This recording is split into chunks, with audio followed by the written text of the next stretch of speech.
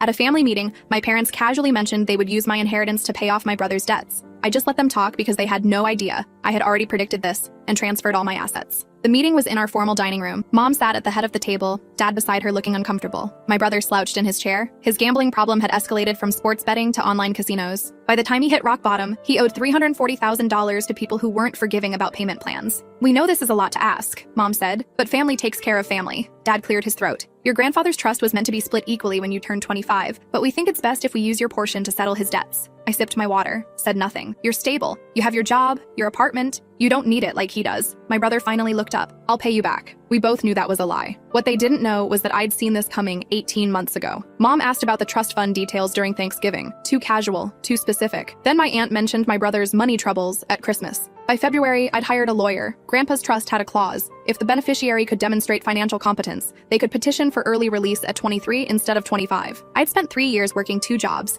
maintaining perfect credit, building investment portfolios specifically for this. The judge approved my petition in April. By May, every dollar was transferred to accounts my parents couldn't touch. I'd moved it all. The $680,000 inheritance, diversified across stocks, bonds, and a rental property already generating income. "When would this happen?" I asked. "We're meeting with lawyers next week," Dad said. "Just need your signature." "Can I think about it?" Mom's face tightened. "There's not much time. These people he owes aren't patient." "I understand." I stood up. "I'll let you know." That night, my brother showed up drunk. "Just sign the papers. Don't be selfish." "When I was working 60-hour weeks to pay for college, where were you?" "That's different." "When I asked to borrow $200 for textbooks and you laughed in my face?" He had no answer. "Or when you told Mom and Dad I didn't need help because I was so independent?" "This is life or death," he said. "You don't understand what these people will do." I did understand. The people he owed would accept a payment plan. My parents just wanted the easy solution where they looked like heroes, and I footed the bill. The next week, I met them at the lawyer's office. My own attorney sat beside me. My parents looked confused. "Before we begin," I said, sliding a folder across the table, "I petitioned for early release of my trust fund last year. It was approved. The money's already mine." Mom's face went white. Dad grabbed the folder, flipping through bank statements and legal documents. "You can't do this," Mom whispered. "I already did, but your brother can figure it out like I did." I stood up. "I spent years being responsible while you enabled his every mistake. I'm not doing it anymore." The lawyer looked uncomfortable. "It appears your daughter has acted within her legal rights." I walked toward the door, then paused. "By the way, I know about the second mortgage you took on the house, and the $50,000 loan from Uncle Raymond. You're not trying to save him. You're trying to save yourselves." That was 3 days ago. Since then, I've received 47 calls, 82 texts, and my brother showed up at my work twice. My parents started a whisper campaign about how selfish I am. But this morning, something changed.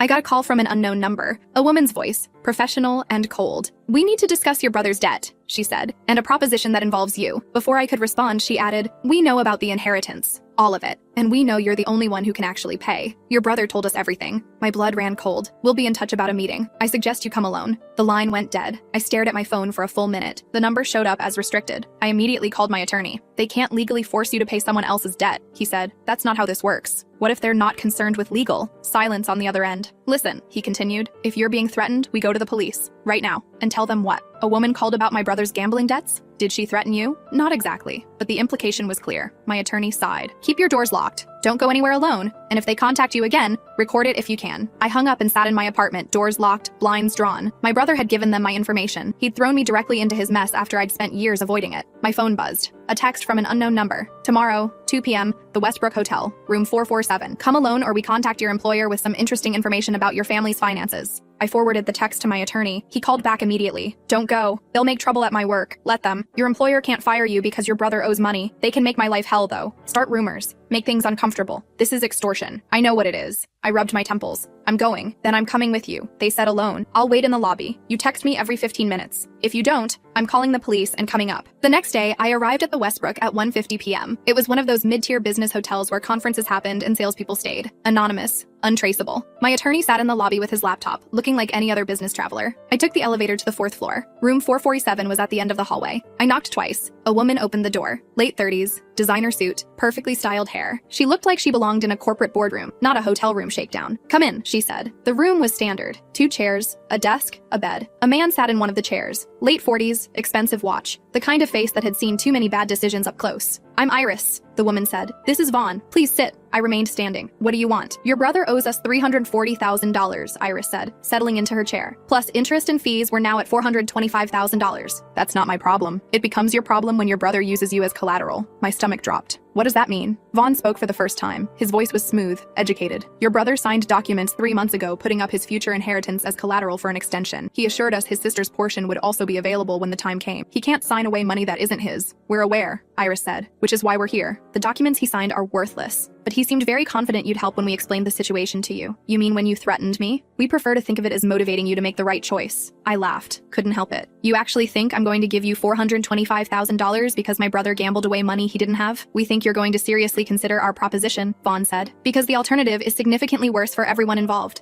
I don't respond to threats. This isn't a threat, Iris said. It's a business negotiation. We're professionals. Your brother came to us for a loan. He made promises he couldn't keep. Now we're exploring alternative collection methods. Collection methods like what? Vaughn leaned forward. Your parents took out a second mortgage, $180,000. Did you know 90% of that went to paying your brother's debts 2 years ago? The remaining 10% went to a vacation home they're pretending is an investment property. I didn't know that. And the loan from Uncle Raymond? Iris continued. That's actually from Raymond's retirement fund. He's 67. He needs that money back within 2 years or he loses his house. How do you know all this? Because your brother told us everything when we asked nicely, Vaughn said. He's very talkative when motivated. He explained the entire family financial structure. The trust fund, the properties, the investments. He painted quite a picture of family wealth. Wealth that's not accessible to him. Precisely. Which brings us to you. Iris pulled out a folder. We're reasonable people. We understand you don't want to pay your brother's debts. We're not asking you to. Then what are you asking? We want to offer you a business arrangement. A way to resolve this that benefits everyone. She slid papers across the desk. I picked them up. Your brother's debt is $425,000. We're willing to reduce it to $300,000 if it's paid in full within 60 days. We're also willing to accept a payment plan from you specifically, $5,000 per month for 5 years. I did the math. $5,000 times 60 months is $300,000. Correct. No interest, just steady payments. You can afford it based on your income and your inheritance returns. You've been watching my finances. We're thorough, Vaughn said. We know you're earning approximately $78,000 annually. Your inheritance generates roughly $3,200 monthly in passive income. The $5,000 payment is manageable for someone with your resources. And if I refuse, then we move to less pleasant collection methods with your brother, which will inevitably impact your parents, your uncle, and eventually you anyway. Families have a way of pulling everyone down together. You're saying you'll hurt him. We're saying his debts will be collected one way or another, Iris said. We prefer the civilized way, but your brother exhausted our patience months ago. You're his last chance at a solution that doesn't end with him in a hospital or worse. My phone buzzed. 15-minute check-in. I texted my attorney. Still talking. Give me 15 more. I need time to think, I said. You have 48 hours, Vaughn said. After that, we proceed with alternative collection. Your brother knows what that means. And if I agree, what happens to him? The debt is marked as satisfied under your payment plan. He walks away clean. We never contact him again. Why would you do that? Why transfer the debt to someone who didn't borrow the money? Iris smiled. Because you'll actually pay. Your brother is broke, desperate, and unreliable. You're stable, responsible, and you'll honor an agreement. From a business perspective, you're the better debtor. That's insane. That's practical. She stood up. 48 hours. We'll be in touch about where to send the first payment. I left the room and went straight to the lobby. My attorney looked up, saw my face, and immediately closed his laptop. In his car, I explained everything. He listened without interrupting, then pulled out a recorder. Tell me again, everything. I need it on record. I repeated the entire conversation. This is absolutely extortion, he said. They're transferring a debt you didn't agree to, then threatening violence if you don't pay. That's illegal. But is it provable? Did they explicitly threaten violence? No, they implied it. Alternative collection methods and ending with him in a hospital. Implications aren't explicit threats. A good defense attorney would argue they were discussing standard debt collection practices. So what do? We go to the police, file a report, get a restraining order. My brother is not your responsibility. I drove home in a fog. My phone rang constant. My brother, my mother, my father. I ignored all of them. That night, my brother showed up at my apartment again. This time he was sober. Worse, he was crying. They're going to kill me, he said through my closed door. Please, I know I screwed up. I know I've been horrible, but I'm your brother. I opened the door. He looked terrible. Weight loss, dark circles, hands shaking. Come in. He collapsed on my couch. Did they contact you? Yes. And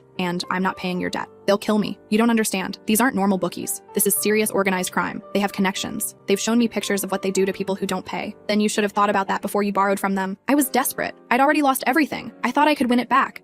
You thought wrong. You've been thinking wrong for 5 years. He put his head in his hands. I'm sorry for everything. For laughing when you needed help. For telling mom and dad you didn't need money. For being a complete failure while you worked yourself to death. I'm sorry. Sorry doesn't solve this. I know. He looked up. But I'm begging. Not for me. For mom and dad. If I die, it'll destroy them. You might hate me, but they love me. They'll never recover. They enabled you. They created this. They did, but they're still our parents, and they'll blame themselves forever. I sat across from him. Why did you give them my information? I panicked. They wanted collateral, and I had nothing. I told them about the trust fund. I thought you'd still have it. I thought maybe they'd wait until we could access it together, and you'd use my money to pay your debts. I wasn't thinking clearly. I haven't been thinking clearly for years. We sat in silence. What would you do? I finally asked. If I paid this debt, what would change? Everything. I'd get help. Real help. Therapy, addiction counseling, whatever it takes. You've said that before. I know, but this time I mean it. This time I'm genuinely terrified. Fear isn't enough. You need to want to change. I do want to change. I'm tired. I'm so tired of being this person. I studied his face. He looked sincere. But addiction made people sincere about things they'd abandon the moment the pressure eased. Leave, I said. I need to think. He left without arguing. That was new. I spent the night researching. Iris and Vaughn weren't hard to find once I had names. They ran a financial consulting firm that specialized in high-risk loans. They had legitimate business licenses, an office in downtown, even a website. But the reviews told the real story, people warning others to stay away, mentions of intimidation, one lawsuit that had been settled out of court. My attorney called at 8 a.m. I did some digging. These people are smart. They operate in a gray area, technically legal lending with technically legal collection practices. But the clients they take on are specifically chosen for maximum pressure points. So I can't just go to the police? You can, but without explicit threats, there's not much they can do. These people know exactly where the line is, and they stay just on the right side of it. What if I pay? Then you're out $300,000 and you've established yourself as someone who responds to pressure. They'll know you're an easy mark. If your brother screws up again, he will. Exactly. You'll be on their radar forever. And if I don't pay, your brother faces consequences for his own actions. Your parents might lose their house. Uncle Raymond might lose his retirement. But legally, morally, none of that is your responsibility. But practically, you'll have to live with it. The question is, can you? I hung up and stared at my ceiling. Everything I'd worked for, all the money I'd protected, could vanish in 60 monthly payments. Or I could let my brother face consequences that might actually kill him. My phone buzzed. A text from my mother. Please call me. Your brother told me everything. I'm begging you. I called her. Thank God, she answered. Listen, I know we've made mistakes. I know we haven't been fair to you, but your brother's life is in danger. Mom, you took out a mortgage to pay his debts before. It didn't help. It just delayed this. This is different. These people are dangerous. Dangerous people he chose to borrow from. He's my son. I'm your daughter. Silence. You've always been so strong, she finally said. So capable. You never needed us the way he did. I needed you exactly as much as he did. I just learned to survive without you. That's not fair. It's accurate. I took a breath. You chose to enable him for years. You took out loans. You made excuses. You protected him from consequences. And now you want me to do the same thing. We did what parents do. We helped our child. You helped him destroy himself. Real help would have been letting him fail earlier when the stakes were lower. We couldn't watch him struggle. But you could watch me struggle. All through college. All through my 20s. Where were the loans and second mortgages for me? You didn't need them. I needed them exactly as much. But I was responsible, so I was invisible. He was a disaster, so he got everything. More silence. If you pay this, she said quietly, I promise we'll make it right. We'll pay you back. With what money? You're underwater on your mortgage. Dad's business is failing. You took money from Uncle Raymond's retirement. Where exactly is this repayment coming from? We'll figure it out. That's what you said 2 years ago, and 4 years ago, and 6 years ago. You've been figuring it out for a decade while things got worse. So you'll just let him die? I'll let him face the consequences of his choices. That's not the same thing. I hung up. My hands were shaking. The truth was, I didn't know what I was going to do. Let my brother potentially get killed? That made me complicit in a way. Pay the debt? That made me a participant in a broken system that rewarded bad behavior and punished good behavior. 48 hours. I needed to think. I called my best friend Therese. We'd been friends since college. She'd watched my entire family dynamic play out over the years. They're trying to guilt you, she said immediately. Classic manipulation. But what if he really is in danger? Then he needs to go to the police, file for bankruptcy, enter witness protection if these people are that dangerous. There are options that don't involve you paying $300,000. Bankruptcy won't help. These aren't legal debts. Even better, let him face the illegal consequences of illegal borrowing. Therese, I'm serious. You've spent your entire life being the responsible one while your family treated you like an ATM. When do you get to live your life? When my brother isn't potentially getting murdered. Is he though? Or is that just another manipulation tactic? I didn't have an answer. That night, I did something risky. I called Iris. I need to see proof, I said. Proof that my brother is actually in danger. Proof? You said there would be consequences. I need to see evidence that you're not just bluffing to scare me into paying. This isn't a negotiation about whether it is now. You want my money? Show me this is real. She paused. Tomorrow. Same hotel. Same room. 10 a.m. I went alone this time. My attorney tried to stop me, but I insisted. Iris and Vaughn were already there. On the desk was a laptop. Your proof, Vaughn said, turning the screen toward me. It was a video. My brother, in what looked like a warehouse, tied to a chair. A timestamp showed it was recorded yesterday. We wanted to ensure you understood the seriousness of the situation, Iris said. In the video, my brother was crying, begging. A man I didn't recognize stood behind him. No weapons visible, but the implication was clear. He's alive, Vaughn said. He'll remain alive if we reach an agreement. If not, he closed the laptop. You kidnapped him. We're holding collateral. Very different legally. This is insane. This is business. Your brother borrowed money under false pretenses. We have every right to secure our investment. My hands were shaking. If I pay, you release him? First payment by tomorrow. He's released immediately. Remaining payments monthly as agreed. And if I go to the police, your brother becomes a casualty of his own poor decisions. And we have very good lawyers who will ensure this looks like a voluntary meeting gone wrong. I left without answering. In my car, I screamed. Pure rage at my brother, at my parents, at these people, at the entire impossible situation. I called my attorney and told him everything. They've just committed a felony, he said. Kidnapping. That's federal. And my brother? The FBI deals with kidnapping cases. They have procedures, experience. but I can't lie to you. There's risk. Risk he dies. Yes, I had 24 hours to decide. Pay $300,000 to criminals who would now know they could threaten me anytime, or call the police and risk my brother's life. That night, I barely slept. Every possible outcome played through my mind. If I paid and my brother survived, would he change? Or would this just be another rescue that enabled another disaster? If I called the police and he died, could I live with that? Even though it was his choice that led here, his addiction, his decisions, could I live with not acting when I had the chance? At 6 a.m., I made my choice. I called the FBI.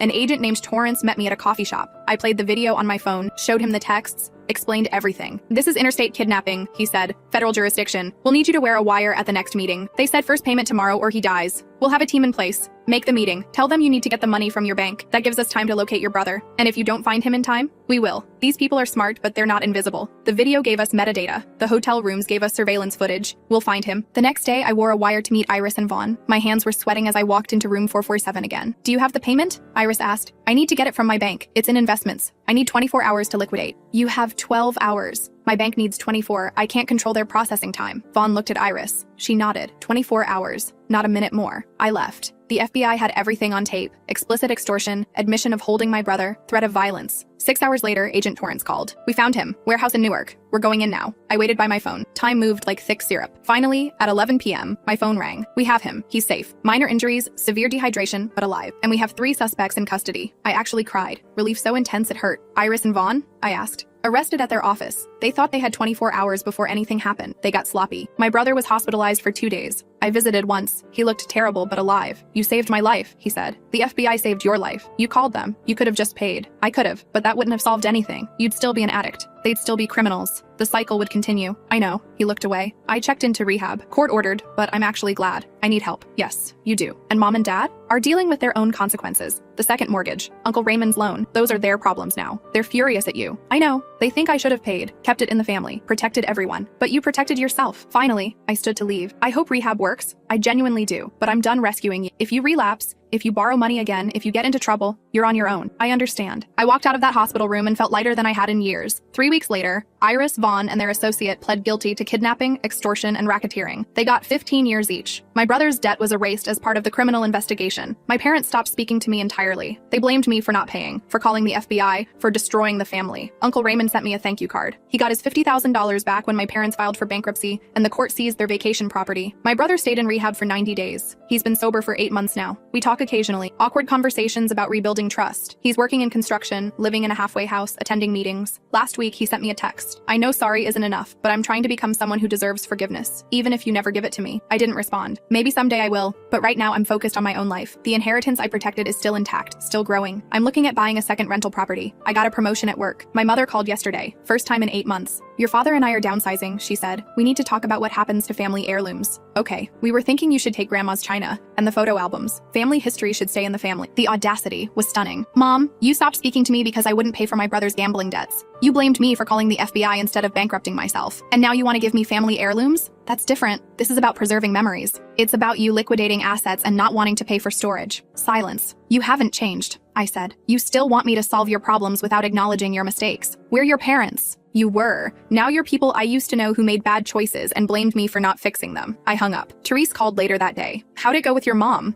About like expected. She wants something. She's pretending nothing happened. Business as usual. Are you going to take the heirlooms? Maybe, on my terms, not as a favor to them. That's growth. That's self-preservation. She laughed. Same thing sometimes. I've been thinking a lot about family lately. What it means. What it should mean versus what it actually means. My family taught me that blood doesn't guarantee loyalty, that shared DNA doesn't create obligation, that sometimes the healthiest thing you can do is walk away. My brother's in recovery, my parents are dealing with bankruptcy, Uncle Raymond is rebuilding his retirement, and I'm finally living the life I planned before everyone else's crises became my emergency. I think about that phone call from Iris sometimes, how close I came to paying, how the old version of me, the one who believed family was supposed to fix everything, might have just transferred the money and hoped for the best. But I'm not that person anymore. I learned something crucial. You can't save someone by destroying yourself. You can't help someone by enabling their worst behaviors. And you can't build a healthy future by endlessly rescuing people from their past mistakes. Last month, I got a letter from my brother, handwritten, 3 pages long. He apologized for everything. Not the vague, I'm sorry from before, but specific apologies. For laughing at me when I needed help, for exploiting our parents' enabling, for putting me in danger with his debts, for expecting me to sacrifice everything to fix what he broke. At the end, he wrote, I I don't deserve your forgiveness, but I want you to know I'm becoming a person who might deserve it someday. Not for you, for me, because I need to live with myself. I haven't responded yet. Maybe I won't. Or maybe in a few years when he's proven he can stay sober, maintain a job, and live responsibly, we'll have coffee and talk about rebuilding something new. But it won't be the old relationship. That one was built on my compliance and his crisis. The new one, if it exists, will be built on mutual respect and clear boundaries. My inheritance is currently worth $780,000. The investments performed well. The rental property appreciated. I'm on track to retire at 50 if I want to. I'm dating someone who thinks my family boundaries are healthy, not cruel. I'm building the life I always wanted. And sometimes, late at night, I think about what would have happened if I'd paid. If I'd transferred $300,000 to criminals to save my brother from consequences he earned, I'd be $300,000 poorer. My brother would have learned that consequences aren't real if he can manipulate the right person. Iris and Vaughn would still be extorting desperate families. Instead, I'm here. He's in recovery. They're in prison. My parents are learning that enabling has costs. Uncle Raymond has his retirement back. It's not a happy ending. It's a real ending. Complicated, messy, and true. The other day, a coworker mentioned her brother was asking to borrow $10,000 for an investment opportunity. She looked stressed, conflicted. What does your gut say? I asked. That he's lying, that this is drugs or gambling, that I'll never see the money again. Then don't lend it. But he's my brother. Exactly. He's your brother, not your dependent. You're not responsible for his choices. She looked surprised. Everyone else is telling me family helps family. Family helps family when it actually helps. Enabling someone's addiction or bad decisions isn't help. It's participation in their self-destruction. But what if he really needs it? Then he needs to prove it. Show you business plans, repayment schedules, and evidence this is legitimate. If he can't do that, you have your answer. She nodded slowly. You sound like you've been through this. I have. And I learned the hard way that sometimes the most loving thing you can do is say no. I never told her the full story. She doesn't need to know about Iris and Vaughn, the kidnapping, the FBI. She just needs to know that boundaries aren't cruelty, that protecting yourself isn't selfishness, that you can love someone and still refuse to be destroyed by them. My brother texted again this morning. 1 year sober today. I know you might not care, but I wanted you to know. I'm doing this. I responded for the first time in months. I'm proud of you. Keep going. That's all I said. Not I forgive you or let's reconnect or anything that implied we were back to normal. Just acknowledgement that he's doing the work. Baby steps. Maybe in another year we'll have that coffee. Maybe we'll rebuild something small and new. Or maybe this is all we'll ever have. Polite distance and occasional updates. Either way, I'm okay. Because I learned the most important lesson. My well-being isn't contingent on fixing everyone else's problems. My success isn't measured by how many people I rescue. My worth isn't determined by how much I sacrifice. I'm allowed to live my own life, build my own future, protect my own peace. And so is he. Finally, the inheritance Grandpa left me wasn't just money, it was a test. Could I protect it from people who saw it as their solution? Could I stand firm when everyone told me family meant sacrifice? I passed that test. Not by being cruel or heartless, but by understanding that real love sometimes looks like boundaries. Real help sometimes looks like stepping back. Real family isn't about who shares your blood. It's about who respects your boundaries. My phone buzzed. A text from my brother. Meeting up with sponsor tomorrow. Still scared every day, but showing up anyway. I smiled. That's all anyone can do. Show up anyway. Do the work anyway. Choose better even when it's hard. Keep showing up. I texted back. And I went back to my life. The one I built. The one I protected. The one I get to live because I learned that sometimes the most radical act of love is loving yourself enough to say no.